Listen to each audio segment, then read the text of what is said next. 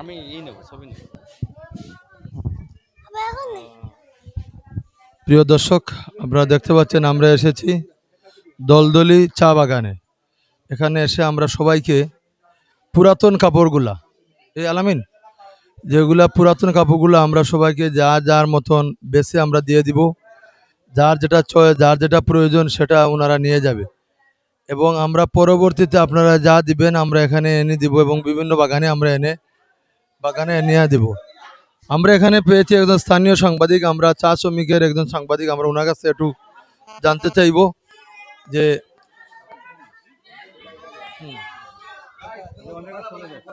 দাদা আমাদেরকে যদি বলেন আপনার এখানে কেমন লোকজন আছে আপনাদের এই বস্তিতে? না, এখানে প্রায় মানুষ বসবাস প্রায় 3000 উপরে আছে, ছোট বাচ্চা সহ। তো সেক্ষেত্রে আসলে এখানে যারা পুরাতন, এটা যেহেতু সিলেট সদরের ভিতরে, তো সিলেট সদরের ভিতরে যারা শ্রমিকরা রয়েছেন অনেকরা আসলে তারা পুরাতন কাপড় কিনতে খুব ইচ্ছুক না। সেক্ষেত্রে আসলে ওই জায়গা থেকে আপনারা দেখছেন তারা নিচ্ছে। তারপরেও আসলে পরিস্থিতির ক্ষেত্রে বর্তমান চা বাগানের যে 187 টাকা মজুরি, সেক্ষেত্রে সেই 187 টাকা মজুরিতে এই যে বর্তমান আপনারা এনে এবং সে কাপড়গুলো দিচ্ছেন, আবার শীতও চলে আসছে। আসলে চা বাগানগুলোতে গতকালকে রাত আমি দেখেছিলাম কুয়াশা পড়েছে। তো আমি চেয়েছিলাম যে আসলে সেই কুয়াশাটা হয়তো তুলে ধরার চেষ্টা করব। কিন্তু বিষয়টা এরকম, আসলে আজকে যদি চা বাগানের মানুষরা যারা নিতেছে, আপনারা ভিডিওটা পুরো দেখতে থাকুন।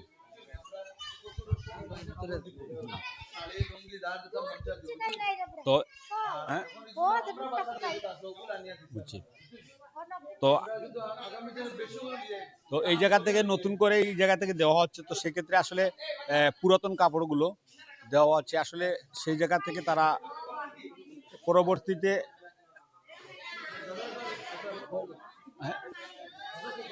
আচ্ছা, এই জায়গা থেকে যে কাপড়টা নিছো, কাপড়টা যে নিছো সুন্দর লাগে তো না? সুন্দর লাগে। আশা করি আইছে তারা আসলে বাগানে চিন্তা করে যে বাগানে আসলে মানুষ যেহেতু বসবাস করে, তারা 187 টাকা মজুরি, ঠিক না? ঠিক আছে, এই জায়গা থেকে আপনি পাইয়া কতটুকু খুশি? আমি খুশি হয়েছি। আর তারা যে জিনিসটা আমরা তো অতদিন পাইলাম না, এতে আজকে পাইছি, আমি খুশি হয়েছি। এই জন্য আমি বক্তব্য চাচ্ছি। ধন্যবাদ।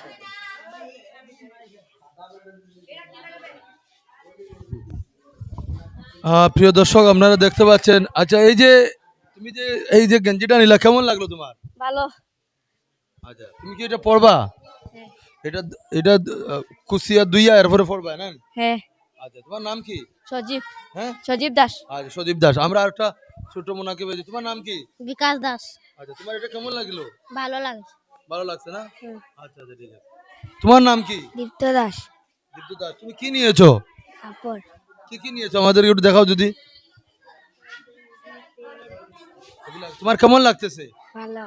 ভালো লাগছে, ধন্যবাদ। আচ্ছা, এই যে আপনি যে মনে করেন পুরাতন কাপড়গুলো নিলেন, আপনার কেমন লাগলো? না, আমার না এটা। আচ্ছা, বুঝছি, বাচ্চার জন্য আমার নিছেন? বাচ্চা কাচ্চা কেউ নাই। আচ্ছা, আপনাদের যে এই যে ধরেন পুরাতন কাপড়ও আপনারা নিছেন, অনেকে তো নতুন কাপড় নিয়ে আসে। আমরা যে পুরাতন কাপড় নিয়ে আসি, আপনাদের কেমন লাগতেছে? ভালো লাগলো, ভালো লাগছে। আপনার কেমন লেগেছে? ভালো লাগছে। এই যে আপনার নামটা বলেন। আমার নাম শ্যামলী দাস। আচ্ছা, আমরা কিন্তু এটা আজকের জন্য না, আবার প্রতি সপ্তাহে নিয়ে আসবো, প্রতি মাসে নিয়ে আসবো, কন্টিনিউ নিয়ে আসবো, বুঝছেন? আমরা কাপড় কালেকশন করব, বিভিন্ন মানুষের দিব। আমরা কিন্তু নিজেরা দিচ্ছি না, মানুষে দিচ্ছে। এগুলো আবার আমরা নিজেরা দিচ্ছি আমাদের ফ্যামিলি থেকে।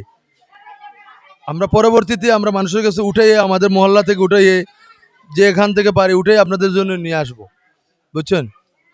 আচ্ছা আচ্ছা, আপনার নামটা যদি বলেন। শ্যামলী দাস। শ্যামলী দাস। আপনার নামটা কি? মঞ্জলি দাস। কেমন লাগলো আপনার? ভালো লাগে। ভালো লাগছে। আচ্ছা, প্রিয় দর্শক, আপনারা দেখতে পাচ্ছেন আমরা আমরা একজন দাদাকে পেয়েছি। দাদা, আপনার নামটা যদি একটু বলেন। আমার নাম সঞ্জীব। আমরা সঞ্জিত দাকে পেয়েছি, উনি ওখানে কাপড় দেখতেছেন। প্রিয় দর্শক, আপনারা আমাদের এই যে অনেকগুলা কাপড় এখানে নিয়ে আসছিলাম পুরাতন, সেই পুরাতনগুলা ওনারা পেয়ে খুশি।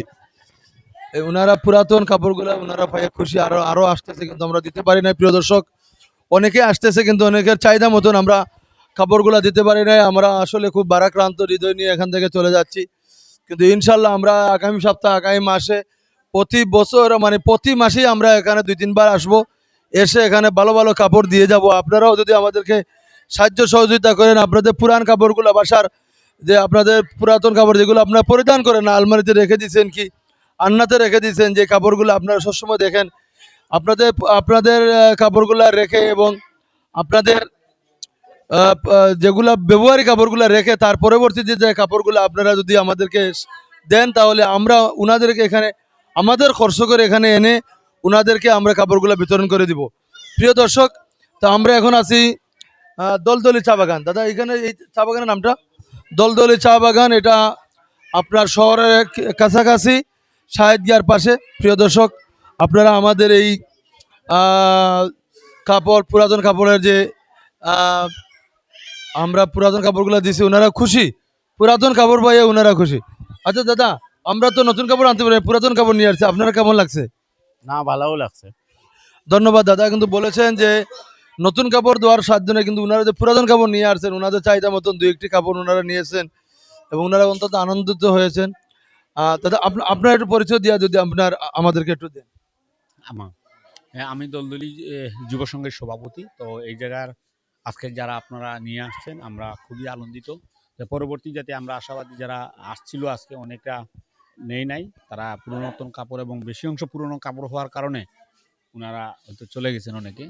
তো সেক্ষেত্রে বলবো, আপনারা যেহেতু এইটা সমাজের মানুষের জন্য কাজ করে যাচ্ছেন, আশাবাদী পরবর্তী যারা যে আশ্বাসটুকু তারা যেন পায়।